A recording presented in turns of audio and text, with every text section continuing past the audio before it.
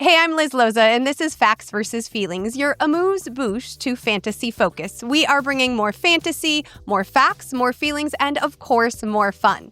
And now that I have your attention, today's feeling is gratitude.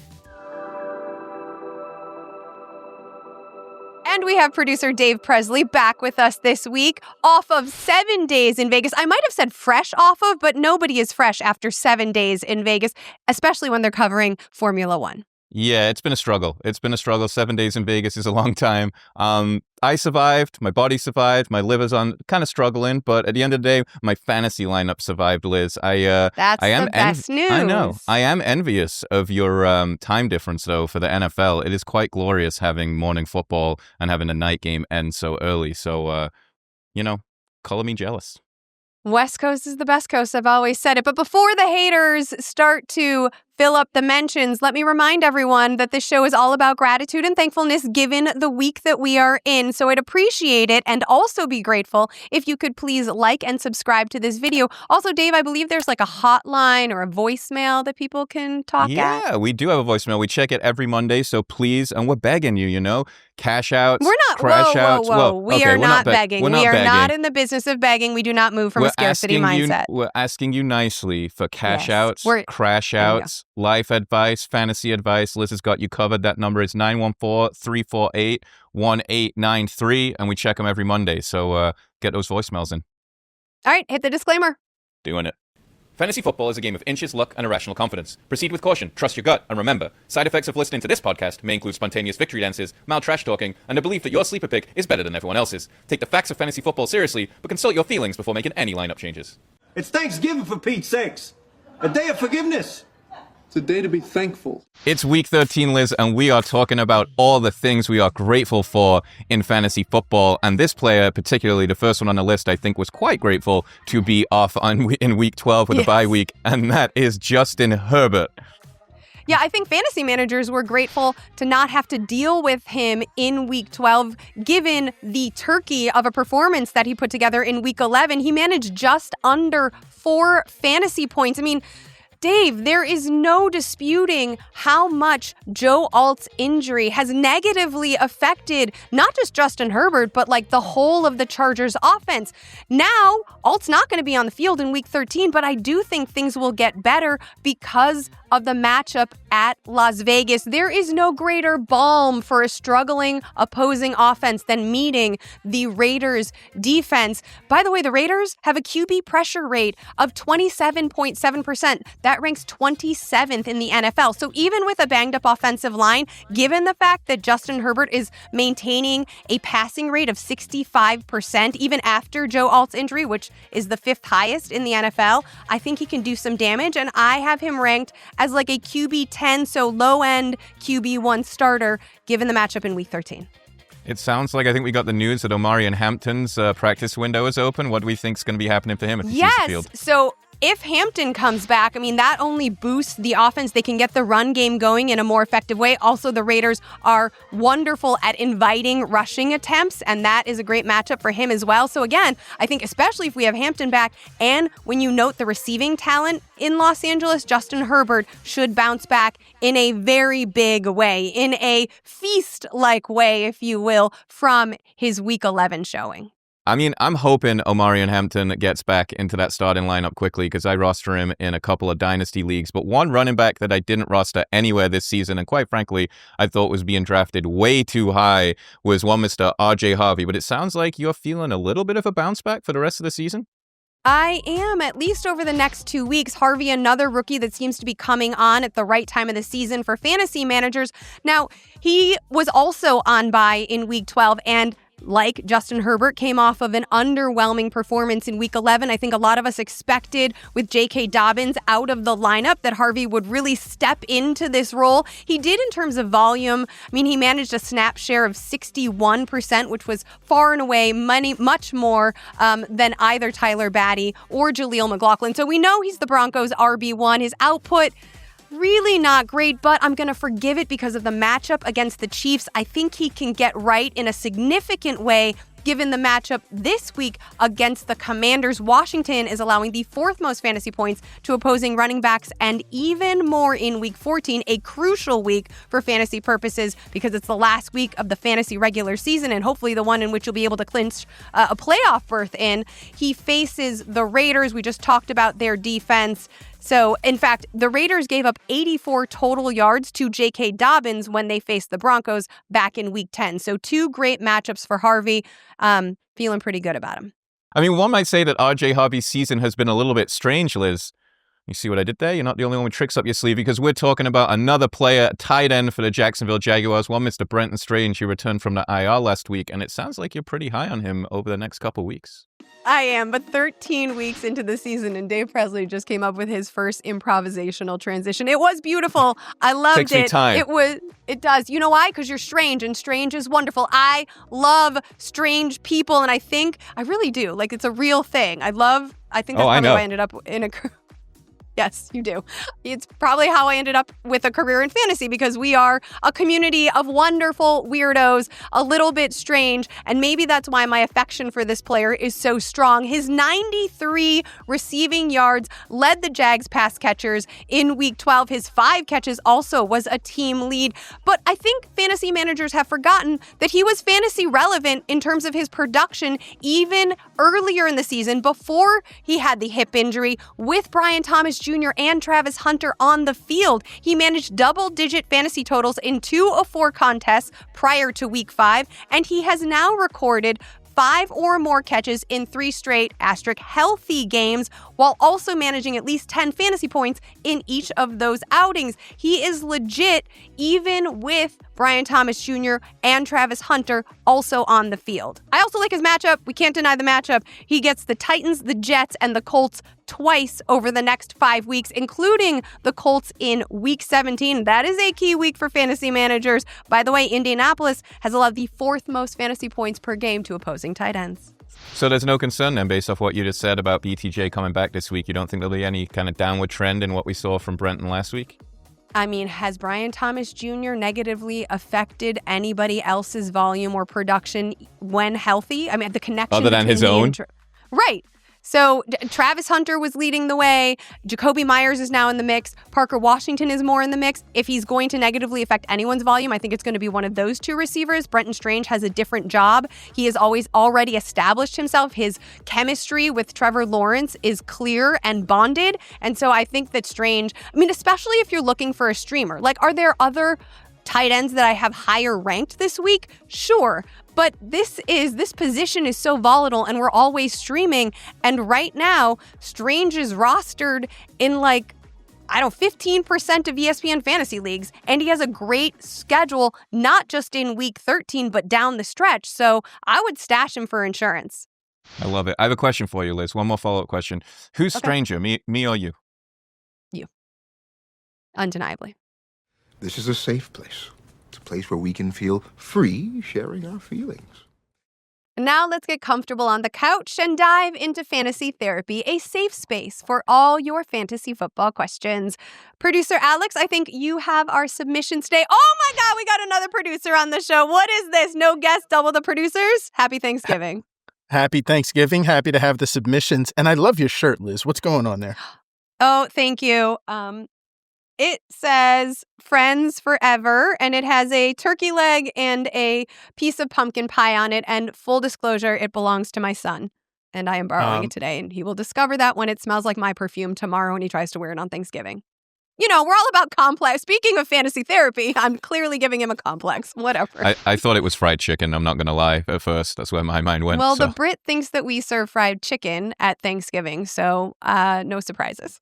Fried chicken at Thanksgiving could lead to a crash out, and our first user submission comes from Jackson in Chicago. Okay. Producers are on fire out. today. Where you guys been for 13 weeks? All of a sudden you're working transitions? Double-digit weeks of the season? All right. Jack, tell me what you got, Jack. Jack? What's his name? Hey, Liz, it's Jackson from Chicago. Jackson. It's 10 at night. I just got off work. I just got home. And I'm looking at my fantasy lineup. I'm seeing terrible scores up and down the board. I got 54 points total with 7 players. I've been there, man. Having played today. Shout out the Arizona Cardinals defense for that 17 piece. But, dude, 4 points from Stephon Diggs, 1.9 from DeAndre Swift. I don't want to think about what Monangai put up because he was on my roster 2 weeks ago and I dropped him, but 0 from Jameson Williams. I would be yelling right now, but I don't have the energy. 0 points from a guy that Dan Campbell was talking about. Oh, we want to get him more involved in the offense. He had 3 targets today. 3 targets for the fastest dude on the Lions offense. Like, what are we doing? I don't have the energy for it. I feel sorry for this guy. But, yeah, I'm suffering out here. I need a Monday night mirror. Anyway, Aaron Rodgers is a bitch. The Packers bear down. Wait, you guys, that like was the not build-up. only Oh, man. the most epic crash out that also everybody listen, that is Jackson has set the bar. That is what I want every week. Definitely. And also, Jackson, you single? I think I might have fallen in love. That man's voice and the Actually, I just thought his wife was asleep, and he's like, I can't Just crash trying out. to keep it low. Yeah, trying to keep it low. no, I was there are parts of me that have felt things that I haven't felt because it's week 13 in a minute. Also, it is kind of fitting that he only put up 54 points because at least that's Brian Urlacher's old number. I mean, I feel bad for him because he didn't get his Monday night miracle. So He didn't. He definitely went to bed on Wow. Monday night. I love sad. the shout out, the 17 points to the Cardinals defense. Like when your DST is leading your roster in scoring, that's not a good week, bro. I mean, okay, I feel like we should address some of the fantasy concerns here. He had DeAndre Swift. I'm guessing, that cat's in trouble. Monangai has, if the numbers from week 12 are to be believed, gaining ground. But the Bears backfield faces Green Bay and then Cleveland and then Green Bay again from weeks 14 through 16. Those both rank among the top 10 toughest matchups. The Jameson Williams roller coaster, that tilt is real. It's never going to end. I will say I expect him to bounce back because when one goes down, it'll go back up the next week. But yeah, F Aaron Rodgers forever, bro. And marry me? Oh, you heard it. Your DMs are definitely blowing up now. Lord. It's a good thing we got 4 days off. It's going to take that long to go through all of them. Oh, jeez. Okay. We got social questions. Alex, you want to take them on me? Go ahead, Presley. Take the All first right. social question here. Yeah, it is week 13. The next one, social question. Fan of the show. He or she has posted a couple times. Lacram92, parentheses, a regular listener. Who knew Pickens would be wide receiver 1 and Lamb wide receiver 3? Can't trust him at all. There you I'd be go. crashing all out caps. too. All caps. Yeah, all caps, definitely worth the crash out. We talked about this even last week. At that point, I think Pickens, heading into week 12, Pickens was averaging about 3 more fantasy points per week than Lamb. Now he's averaging roughly 6 more fantasy points per week. What can I say? I mean, yes, it stinks for Lamb owners, but George Pickens investors have to be happy that he has grown all up. Like, we were so worried that he was never going to be what we wanted him to be, especially after he wasn't able to transition into being the wide receiver 1 after Deontay Johnson left Pittsburgh. And now I think he's doing the thing because he doesn't have the pressure, the same kind of pressure in Dallas to be the wide receiver 1. I also think that CeeDee Lamb has not looked as explosive since returning from injury. And I'm wondering if he's working through something. Now, obviously, I am not going to speculate. That is Stephania Bell's job. Not that she ever speculates. She only deals in facts. Zero feelings when it comes to injuries. But I think in the time that Lamb was off the field, Pickens had an opportunity to step into some wide receiver 1 reps, build rapport with Dak Prescott. We know the skill set is there. The pressure is off. There's only 1 year left on this deal for him. He's going to make some money after the season. And so, this is the thing about fantasy though, right? Like the Lamb owners are really bummed, but the Pickens owners couldn't be happy. I'm enjoying the glow up. Yeah, I think you called it in the preseason. There it is. You called Pickens in the preseason, Liz. We all, you told us he was coming. I appreciate that. I also said Kyler Murray would be a fantasy factor. So, Yeah, they're not all hits. let's stay honest. Ups and downs, ups and downs. I'll take the last one here, Producer Presley, if you don't mind. Hit me. At Collins J 1967 wants us to know that his team was decimated by injuries. Scadaboo, Evans, Dobbins, Braylon Allen. Are there any deep sleepers you can suggest for him, Liz? Well, that's a lot. I mean, that is a lot, especially if you grab Scattaboo because you know you probably didn't draft him, right? Like you probably got him off of waivers. Mike Evans is a tough one. J.K. Dobbins. Like I appreciate the digging that this manager had done clearly and the attention that he had paid to the waiver wire. So it's even more disappointing when you're like, I'm doing all of the right things and the fantasy gods aren't granting us any miracles. But I do think that John Mechie, if we're talking about miracles, is someone that could be a wonderful deep sleeper that you should stash down the playoffs. He's managed 13 or more fantasy points in back-to-back weeks. He's coming off of a career-high performance of 18.5 fantasy points. He's had a touchdown in both games, which is significant because he only had one touchdown in his career before the last 2 weeks. And this is a player that is not too much of a fluke. Let's remember that he was a second-round pick out of Alabama, no less. In 2022, he spent the entirety of what should have been his rookie season battling leukemia. And when he came back, which is the miracle in itself. Insane. Like when he came back from leukemia to be on an NFL roster, he was unfortunately buried behind Nico Collins and a host of other players on the Texans rosters, both in 2023 and in 2024. Now at the Jets, it's just him and A.D. Mitchell, baby. Garrett Wilson's not coming back anytime soon, if ever, right? And so he's had an opportunity to shine, to get those reps, to show up. His rest of the season schedule, also delicious. Falcons, Dolphins, Jaguars, Saints, next 4 games. Not really locked down defenses. Also available in over 90% of ESPN fantasy leagues. So, Mr. Collins, if you need a deep sleeper to overcome all of the other sleepers that were working for you, at least for a short period of time, I invite you to add John Mechie. Producer Presley, Yes? would you like to play a game? Always. Good. Producer Alex, Hey. would you also like to play a game? Hell yeah, let's do this. And should we play a Friendsgiving themed game? Oh, you think you consider us friends, Liz? That's so nice. I mean, the camera's rolling. Yes, Friendsgiving game. I love it.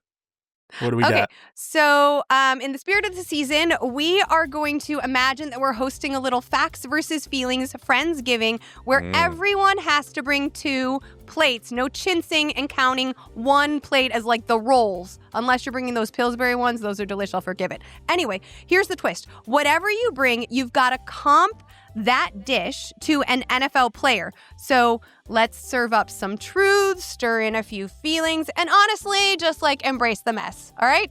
All right, I'm in. I I like love this. it. Okay, Who's going Dave, we're first? going to start with you. You. Oh my God, that's good thing we're going to start with me first because I am bringing the turkey. And the turkey is the centerpiece of any Thanksgiving dinner because if you mess it up, Thanksgiving is ruined. Maybe your aunt messed up the turkey last year and it didn't even make the table, so there was no Thanksgiving turkey for you. But it's, you got to be good under pressure. You got to take on that responsibility. And a lot of managers did that in the first round of the draft this year when they smashed the draft button on Christian McCaffrey. That is right, the 2025 Thanksgiving, Friendsgiving, facts versus feelings, whatever we're calling it, turkey is Christian McCaffrey. He is leading the league in rushes. He's leading the league in reception yards from amongst running backs. He's second in PPR fantasy points, and he's only had 2 games below 20 fantasy points this season. That is right. If you were bold, when you press that draft button, you are very happy with your juicy Christian McCaffrey turkey this Thanksgiving. He does go up against the Browns, which isn't great. 6th best against the rush, but most targets, most receptions in the season, they'll just get him done in the air. Yeah, sometimes there's a little dry areas to the turkey, so you got to work around them, but the bulk of the thing is very juicy. I also love that this is what Presley went with because since every Thanksgiving includes a little bit of familial tension and ribbing, may I remind you of the fact of all of the texts you sent me and the dogging you gave me when I encouraged you to draft Christian McCaffrey, and there was some hesitation about his availability heading into week 1. Yeah, I mean, I may have listened. I may have. I think it was Austin Eckler that told us to draft him, if I'm not mistaken. It was one of the both first of us. episodes Thank we you did. so much. We'll give Okay. Austin the credit, but Great. but at the end of the day, I did hit smash on a couple leagues, and it's been paying off dividends and dynasty, so I'm loving it. So Gobble. I'm waiting for you to say. What I think you're saying is Thank you so much, Liz. There we go. For giving me There the we go. advice and the nudge that was needed to draft Christian McCaffrey. It has paid off for me and many other people that had the gumption to hit draft. Gumption, big round word one. from producer Presley. You're welcome. I'm so glad I could make this turkey for you. Alex, what do you have next? So Also, if can you the imagine me making a turkey? No, I ever? wouldn't. No, No, cannot. I Cannot. cannot. All right. Not in the least. With the turkey already on the table, I'm going to bring side dishes. And for a lot of Okay. people, Thanksgiving's really about the sides. My favorite side dish is Grandma's baked macaroni and cheese. Girl, I And thought it might get a little not safe for work in that moment. All right. Mac Grandma's and cheese, go for it. not safe. My Okay. favorite side dish? Oh, Lord, It's side dish, not Liz. side piece. Yeah, like it's the holiday spirit. This isn't your Kraft macaroni and cheese. No beef with Patriots fans out there. It's a straight cheesy, gooey serotonin boost with the perfect touch of crunchy breadcrumbs on top. And that guy for me this year has been Devontae Adams, the number 7 wide receiver in Yes. ESPN Fantasy. He's been putting up nearly 17 points a game. He hasn't missed a game all year. And really, outside of running backs, nobody is a better bet inside at the goal line, inside the 5-yard line. This guy is such a pro. He's paired up perfectly with Matthew Stafford out in Los Angeles, just like this mac and cheese is going to pair up perfectly with your turkey on Thanksgiving. So that's what I'm bringing to Friendsgiving, guys. It's Devontae Adams, it's the baked mac and cheese, and I think you're going to love it. A truly vintage choice, which is appropriate. And just like I expect your mac and cheese is smooth and creamy, no one is better off the line of scrimmage. No one has a smoother release than Devontae Adams. So I love that comp. I am going to, ironically, bring the gravy. Now, I don't even really like gravy, but sometimes the turkey's a little bit dry. Yeah, what are you and saying about my turkey? sometimes it needs a little bit of help. And you know what? There's no better compliment / protection for someone who brings the turkey than someone who brings the gravy. So you're welcome, David. This is going to skew a different way. I'm also bringing the gravy because I'm ready to drop all the sauce on the fact that Saquon Barkley is averaging 14.8 fantasy points per game. He is the RB 13, which sure isn't bad, but when you drafted him, I don't know, 5th overall, those were not the numbers that you wanted. Oh, he's also been dealing with a groin injury since week 8. He opened this week limited in practice. Is he probably going to play? Sure. But is he giving you the numbers you wanted? No. So you need a little bit of gravy and a little bit of sauce because you got something stuck in your teeth. Wow. Damn. Wow, get him. Get him. I love it. I love it. I mean, you've been riding that call since the beginning, and I've loved it. Every time somebody brings it up, I'm like, well, Liz Loza has been saying that since the beginning of the season, so I give you your flowers wherever they do. Oh, I love flowers. I really prefer those than a turkey. I will also say, though, that I paired that Saquon Barkley take at the top of the season with Ashton Genty. And in the interest of full disclosure, while Ashton Genty has not performed to the level I would have liked, he is averaging 15 fantasy points per game more than Barkley and is the RB 11 overall in fantasy. He does have a bit of an ankle issue. We're going to watch that. But still, Cole's not been wrong. Who's up next? I'm hungry. Is it back to me? Yeah. I've had to really zig while everyone else zags here because I originally brought Devontae Adams as my second player, but I'm going to adopt a different player for this one. Hopefully it still works. But I think we've We established. welcome everybody to Friendsgiving. That's the whole point of it. If you don't have a place around, to come go, on through. come over. Yeah, come on in. The water's warm. Yeah, so I think it's been well established at this point. I didn't grow up here, so Thanksgiving was a new holiday to me when I arrived at the country. And with new holidays comes new dishes. And this dish really confused me when I first came because who the heck serves marshmallows at the dinner table? And that, but what I did notice was I wanted to avoid it the first few years. And last year I dabbled, and I wasn't too impressed. But this year, I think I'm going to give it a second chance. And that's right. I'm talking about sweet potato pie. And my sweet potato pie for 2025 is one Mr. Chris Olave. If you have been drafting Chris Olave this week or this year, and you know, the QB play's not been that great, but he has been a target machine. He is ranked, I think, 9th in fantasy in PPR points per game. So, you know, you had to take a little bit of a risk, and that was a little bit of a risk for me when I first tried that marshmallowy sweet potato goodness, I guess you could call it. It was a big step for me, and it was a big step drafting Olave this year, but it has paid off dividends. Chris One Olave. of the best value players on the board. Everybody was scared off because of his injury-riddled 2024 season, though they failed to recognize that he hadn't had a lower body injury for years. It was just concussions that limited him. Not that that's anything to minimize, but wouldn't be something that is recurring necessarily in the same way that like a soft tissue issue would, or the soreness from a broken ankle would. So I was very high on him. I also roster him, and I love that he is your sweet potato pie because he is just salty enough to convert with something bad under center and sweet enough to pay dividends. Well done, David. Ooh, Alex, you that. are next up in the snake. She's smooth today. You are. Yeah, I didn't see Olave coming when you pointed him out preseason, Liz. I couldn't envision it, and you were spot on. He's balled out this year.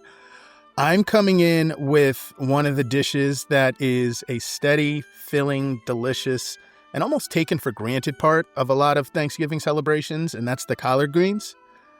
They're kind of the foundation of a lot of holiday feasts. And to me, something else that a lot of fantasy owners take for granted are defense and special teams units. So I'm going to the Houston Texans. They're the number 2 unit in ESPN fantasy. They've been so reliable all year, even against really good offenses. A lot of times you have a defense that's good to solid, but sometimes you got to stream based on their matchup. You haven't really had to do that with the Texans all year. They score touchdowns. They turn opponents over. They get after the quarterback. Take a DST for granted if you want, but I'm signing up for 11 points per game from one of the last picks of my draft any year. Underrated dish and pick. Love that, Alex.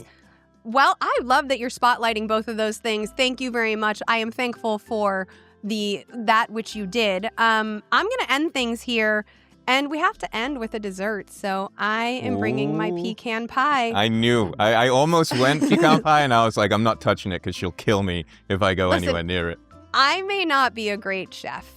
I am a wonderful bartender, but I am a pretty solid, surprisingly baker, and I make, if I may say so myself, a cracker jack of a pecan pie. It is so damn good. It is requested every year. I cannot give you my secrets, but it is surprising that I am so good at it, just as it is surprising that Wan'Dale Robinson has been crushing for fantasy managers. He is coming off of a career 9-catch, 156 and 1 touchdown performance, which was worth 30 fantasy points, by the way, in Week 12. He currently ranks as the wide receiver 5 in targets, wide receiver 7 in receptions, wide receiver 12 in yards after the catch, which I don't think he often gets credit for.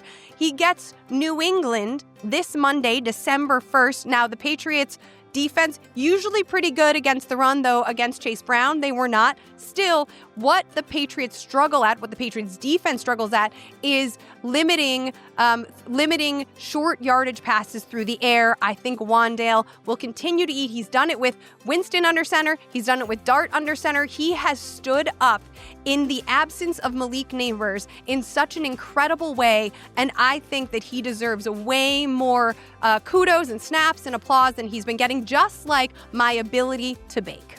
I love that. You know what's crazy is, I had Devontae, and Alex obviously brought Devontae in, and I was looking at players that I could put to my sweet potato pie, and Wan'Dale was right up there too, but I'm glad I didn't because I would have stepped all over your toes. I've loved Wan'Dale this year. He's definitely had me getting a couple fantasy wins with his performances, so I'm loving that. And I love pecan pie. Send me a secret recipe. Well, I really like all of you guys, so thank you for coming to my Friendsgiving and bringing a turkey, collard greens, mac and cheese, some gravy, and pecan pie. We want to wish everybody a very happy Thanksgiving. I'm going to go off script for a second, and while we're supposed to be thankful for players, I am very thankful for the producers that you see on your screen or that you're hearing through your silly little AirPods, and also the ones that you don't see who are working behind the scenes. And of course, for all of our viewers and listeners, it has been a complete joy and truly a dream come true to be able to do my own show and to call it Facts versus Feelings. So I am incredibly thankful for the entire staff that allows for this to happen, and the listeners, of course, who continue to follow every single week. So thank you guys. Feast along on Thursday, both at your dinner tables and in your fantasy rosters. Last call! Today we learned that strange is wonderful, that Jackson from Chicago has got a voice, and that gratitude is always warranted. Whether your team is 8-4 or 4-8, you did not arrive at this juncture solo.